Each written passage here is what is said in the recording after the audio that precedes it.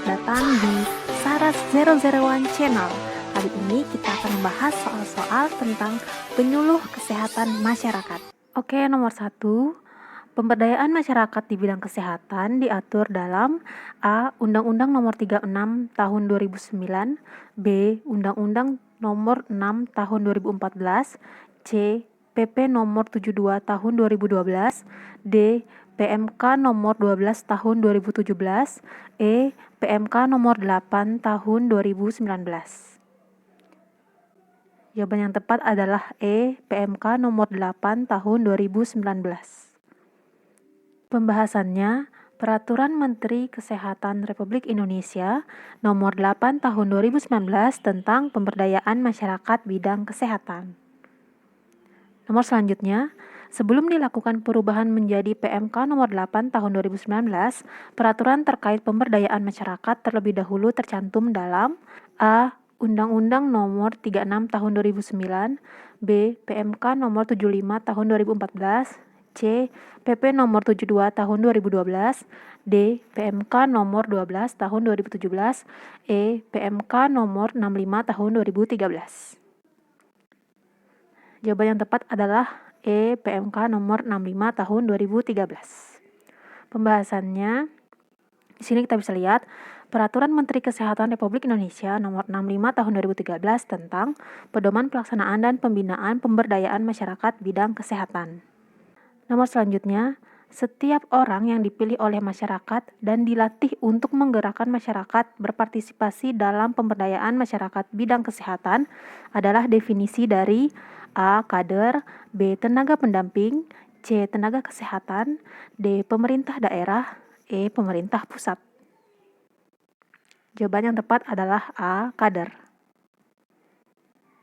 Pembahasannya, yang di poin nomor 4, kader pemberdayaan masyarakat bidang kesehatan yang selanjutnya disebut sebagai kader adalah setiap orang yang dipilih oleh masyarakat dan dilatih untuk menggerakkan masyarakat berpartisipasi dalam pemberdayaan masyarakat bidang kesehatan.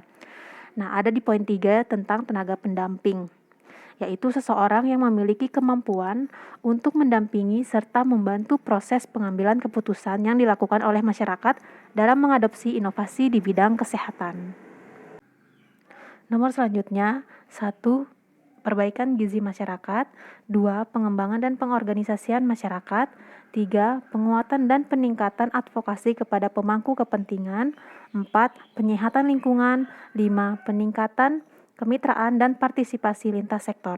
Strategi pemberdayaan masyarakat meliputi A. 123, B. 234, C. 135, D. 235, E. 145. Jawaban yang tepat adalah 235. Pengembangan dan pengorganisasian masyarakat, penguatan dan peningkatan advokasi kepada pemangku kepentingan, dan peningkatan kemitraan serta partisipasi lintas sektor. Nah, untuk pembahasannya ada di pasal 3. Strategi pemberdayaan masyarakat itu meliputi peningkatan pengetahuan dan kemampuan masyarakat, kemudian peningkatan kesadaran masyarakat, pengembangan dan pengorganisasian masyarakat, lalu penguatan dan peningkatan advokasi kepada pemangku kepentingan, kemudian peningkatan kemitraan, peningkatan pemanfaatan potensi dan sumber daya berbasis kearifan lokal, dan pengintegrasian program, kegiatan, dan atau kelembagaan pemberdayaan masyarakat yang sudah ada. Nah, nomor selanjutnya, kegiatan pemberdayaan masyarakat meliputi A. Kesehatan ibu, bayi, dan balita, B. Kesehatan lanjut usia, C. Kesehatan kerja, D. Kesiapsiagaan bencana dan krisis kesehatan, E. Semua benar. Jawaban yang tepat adalah E. Semua benar.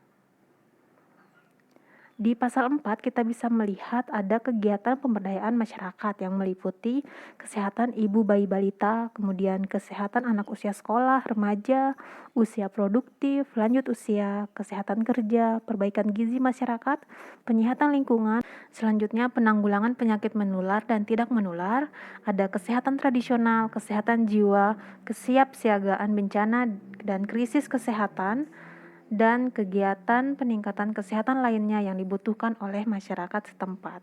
Nomor selanjutnya, tenaga pendamping pemberdayaan masyarakat bidang kesehatan berperan sebagai A. Pengelola UKBM, B. Katalisator dalam proses pemberdayaan masyarakat, C. Penyuluh kesehatan kepada masyarakat, D. Pencatat kegiatan pemberdayaan masyarakat di bidang kesehatan, E. Penggerak masyarakat untuk berperan serta dalam upaya kesehatan sesuai kewenangannya.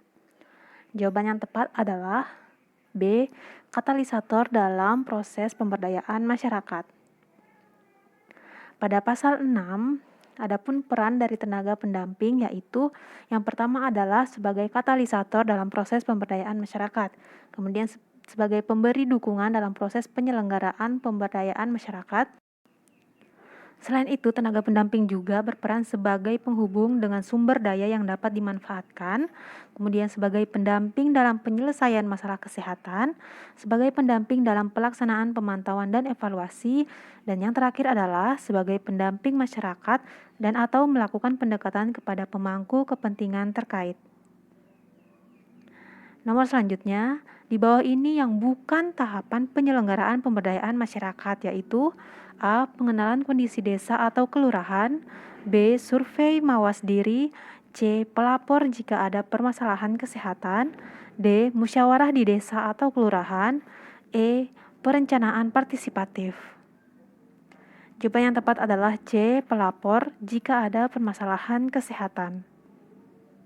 Untuk pembahasannya ini adalah di pasal 8, yaitu penyelenggaraan pemberdayaan masyarakat dilakukan dengan tahap. Yang pertama adalah pengenalan kondisi desa atau kelurahan, kemudian ada SMD, lalu ada musyawarah di desa atau kelurahan, dilanjutkan dengan perencanaan partisipatif, pelaksanaan kegiatan, dan pembinaan kelestarian.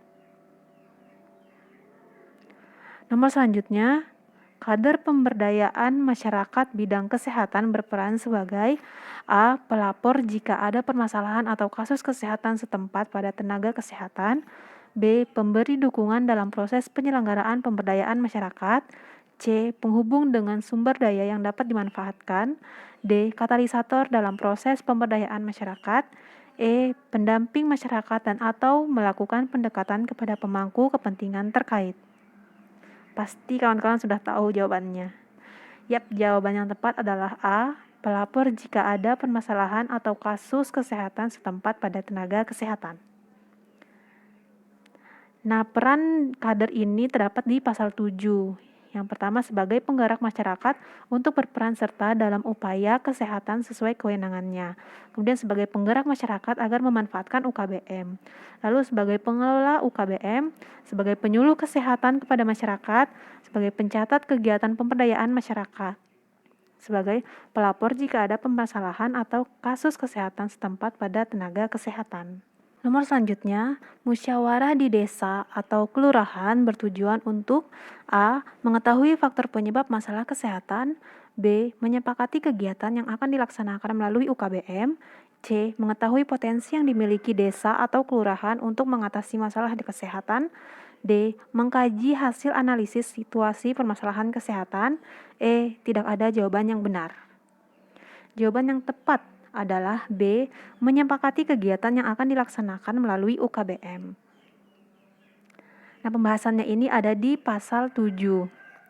Di ayat 2, musyawarah di desa atau kelurahan sebagaimana dimaksud pada ayat 1 bertujuan untuk menyosialisasikan program kesehatan dan hasil survei mawas diri, lalu menyepakati urutan prioritas masalah kesehatan yang hendak ditangani, dan menyepakati kegiatan yang akan dilaksanakan melalui UKBM atau kegiatan lain yang memberdayakan masyarakat. Nah, selain itu juga untuk memetakan data atau informasi potensi dan sumber daya kesehatan atau kelurahan. Yang terakhir, untuk menggalang partisipasi warga desa atau kelurahan untuk mendukung pemberdayaan masyarakat. Nomor terakhir, pembinaan dan pengawasan pemberdayaan masyarakat dilaksanakan melalui A. Advokasi, B. Pelatihan peningkatan kapasitas, C. Pemberian penghargaan, D. B dan C benar, E. Semua benar. Jawaban yang tepat adalah E. Semua benar. Oke, pada bab 7 pembinaan dan pengawasan pasal 24 ayat 2 disebutkan bahwa pembinaan dan pengawasan sebagaimana dimaksud pada ayat 1 dilaksanakan melalui A. Advokasi dan sosialisasi. B. Bimbingan teknis, lalu pelatihan dan peningkatan kapasitas, pemantauan dan evaluasi, dan pemberian penghargaan. That's all kawan-kawan. Demikian 10 soal yang sudah kita bahas bersama. Terima kasih sudah menonton sampai habis. Tunggu soal-soal berikutnya ya. Terima kasih.